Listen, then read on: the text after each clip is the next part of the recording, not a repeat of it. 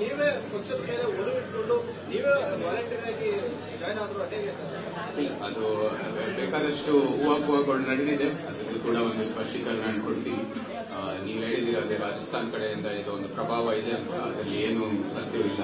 ನಮ್ದೇನು ಅದು ಬೇಕಾಗಿಲ್ಲ. ನಮ್ಮ ರಾಜ್ಯದ ಒಂದು ಏನು ಪ್ರೋಸೆಸ್ ಇದೆ ಇಲ್ಲೇನೆ, ಅದು ಎಲ್ಲ ರೀತಿ ಒಂದು ಸಾಮಾನ್ಯ ವ್ಯಕ್ತಿಯಾಗಿ ಆ ಪ್ರೋಸೆಸ್ ಅಲ್ಲಿ ಮುಂದೆ ಹೋಗಿದೆ. ನಮ್ಮ ಪಕ್ಷಕ್ಕೆ ನಾವು ಅಭಿನಂದನೆಗಳನ್ನು ಹೇಳಬೇಕು. ಯಾಕಂದ್ರೆ ಪ್ಯೂ ಪ್ರೋಸೆಸ್ ಅಲ್ಲಿ ಇದು ನಿಜವಾಗ್ಲೂ ಸೈಲೆಂಟ್ ಆಗಿ ಮುಂದುವರಿತಾ ಹೋಯಿತು. ಅದು ಸರಿಯಾದ ಸಮಯದಲ್ಲಿ ಅದರ ಒಂದು ಮಾಹಿತಿ ಎಲ್ಲ ಸಿಕ್ಕಿದೆ.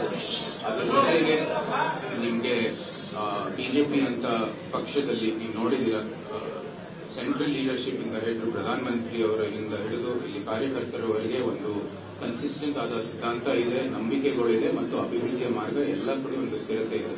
ಸೊ ಅದಕ್ಕೆ ನಾನು ಈ ಪಕ್ಷದ ಆಯ್ಕೆ ಇದೆ. ಮತ್ತು ಅದರ ಜೊತೆಗೆ ನನ್ನ ನಂಬಿಕೆಗಳು, ನನ್ನ ಏನು ದೃಷ್ಟಿಕೋನವಿದೆ ಅಭಿವೃದ್ಧಿಗಾಗಿ, ಅದರ ಆ ದೃಷ್ಟಿಕೋನದ ಜೊತೆ ಒಂದು ಪಕ್ಷದ ಒಂದು ಹೊಂದಾಣಿಕೆ ಇದೆ ಅಂತ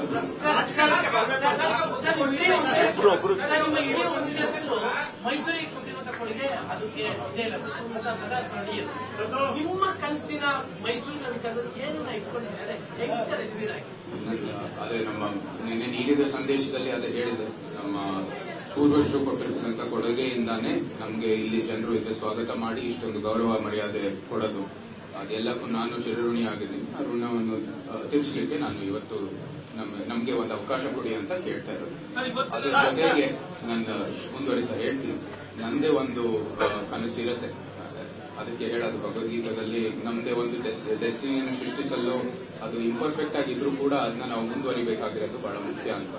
ಸೊ ಅದಕ್ಕಾಗಿ ನಾನು ನನ್ನ ಪ್ರಕಾರದಲ್ಲಿ ಪ್ರವಾಸೋದ್ಯಮಕ್ಕಾಗಿ ಮೈಸೂರನ್ನು ಕೇಂದ್ರವಾಗಬೇಕು, ಇಡೀ ದಕ್ಷಿಣ ಭಾರತಕ್ಕೆ ಅದು ಒಂದು ಕೇಂದ್ರ ಆಗಬೇಕು ಅಂತ ಇದು ಬೇಕಾದಷ್ಟು ನಿಮ್ಮ ಮುಂದೆ ಇಟ್ಟಿದ್ದೀನಿ. ಅದ್ರ ಜೊತೆಗೆ ನಿಮಗೆ ಗೊತ್ತಿದೆ, ಮೈಸೂರಿನಲ್ಲಿ ಸುಮಾರು ಅನೇಕ ಬ್ರ್ಯಾಂಡ್ ಮೈಸೂರಾಗಿ ಬೇರೆ ಬೇರೆ ಬ್ರ್ಯಾಂಡ್ಗಳಿದೆ. ಅದೆಲ್ಲಾನು ಕೂಡ ನಾವು ಪ್ರೋತ್ಸಾಹ ಮಾಡಿ ಮುಂದುವರಿತೀವಿ. ಮತ್ತೆ ಇಲ್ಲಿ ಪಕ್ಷದ ಮುಖಂಡರು ಇದ್ದಾರೆ, ಮಾರ್ಗದರ್ಶನ ನೀಡ್ತಾರೆ. ಯಾವ ರೀತಿ ಇಂತಹ ಎಲ್ಲ ಸಾರ್ವಜನಿಕ ಯೋಜನೆಗಳನ್ನು ಏನು ಬರ್ತಾ ಇದೆ ಕೇಂದ್ರದಿಂದ, ಅದರ ಇಂಪ್ಲಿಮೆಂಟೇಷನ್ ಜಾರಿ ಹೇಗೆ ಮಾಡೋದು ಮತ್ತೆ ಅದು ಎಲ್ಲರಿಗೂ ಮುಟ್ಟಿಸೋದು ಅಂತದ್ದು ಹೇಗೆ ಮಾಡೋದು ಅಂತ ಅವರ ಸಲಹೆಯೊಂದಿಗೆ ನಾವು ಅದೇ ಹೇಳಿದ್ವಿ. ಮಹಾರಾಜರು ಅಂತ ಅದರೊಂದು ನಂಬಿಕೆ ಇರುವಂತದ್ದು ನಿಜವಾಗ್ಲೂ ಸಂವಿಧಾನ ಪ್ರಕಾರ, ಕಾನೂನು ಪ್ರಕಾರ ಹಾಗೂ ದೇವ್ರ ಮುಂದೆ ಎಲ್ಲರೂ ಸಮಾನ ವ್ಯಕ್ತಿಯನ್ನು. ಸೊ ಅದಕ್ಕಾಗಿ ನಮ್ಗೆ ನಿಜವಾದ ಅಧಿಕಾರ ಬೇಕಾದ್ರೆ ಇದು ರಾಜಕೀಯಕ್ಕೆ ನಾವು ಎಂಟ್ರಿ ಕೊಡಲೇಬೇಕಾಗಿದೆ. ಸೊ ಅದರಿಂದ ಜನರ ಪ್ರತಿನಿಧಿಯಾಗಿಯೇ ನಾವು ಮುಂದುವರಿಬಹುದು ಈ ಎಲ್ಲ ಕೆಲಸಗಳನ್ನು. ಅದರ ಜೊತೆಗೆ ನಮ್ಮ ತಾತನವರು ಇದೇ ಮೈಸೂರನ್ನು ಇದು ಭಾರತಕ್ಕೆ ಮರ್ಜ್ ಮಾಡಿದ ನಂತರ ಕಾರಣ ಏನಂದ್ರೆ ನಮ್ಗೆಲ್ಲರಿಗೂ ನಮ್ದೇ ಒಂದು ಡೆಸ್ಟಿನಿ ಸೃಷ್ಟಿಸಲು ಅವಕಾಶ ಸಿಗಬೇಕು ಅಂತ. ಅದು ನಮಗೂ ಯಾತಿಗೆ ಸಿಗಬಾರ್ದು. ಬರೀ ಪಾರಂಪರೆ ಬಂದಿರೋದ್ರಿಂದ ಆ ಒಂದು ರೂಪದಲ್ಲಿ ಸರಿ ಅದು ಮುಂದುವರಿಯುತ್ತೆ ಪಾರಂಪರೆ, ಬಟ್ ನಮ್ದೇ ಒಂದು ಜೀವನ, ನಮ್ದೇ ಒಂದು ವೃತ್ತಿ ಜೀವನವನ್ನು ನಾವು ಸೃಷ್ಟಿಸಬೇಕಾಗಿರೋದು ಬಹಳ ಮುಖ್ಯ. ಅನುಕ್ಷಣದ ಸುದ್ದಿಗಳಿಗಾಗಿ ವಿಸ್ತಾರ ನ್ಯೂಸ್ ಯೂಟ್ಯೂಬ್ ಚಾನೆಲ್ ಸಬ್ಸ್ಕ್ರೈಬ್ ಮಾಡಿ. ಹೊಸ ಸುದ್ದಿಗಳ ನೋಟಿಫಿಕೇಶನ್ಗಾಗಿ ಬೆಲ್ ಐಕಾನ್ ಕ್ಲಿಕ್ ಮಾಡಿ. ಲೇಟೆಸ್ಟ್ ಅಪ್ಡೇಟ್ಸ್ಗಾಗಿ www.vistaranews.com ವೆಬ್ಸೈಟ್ಗೆ ವಿಸಿಟ್ ಮಾಡಿ.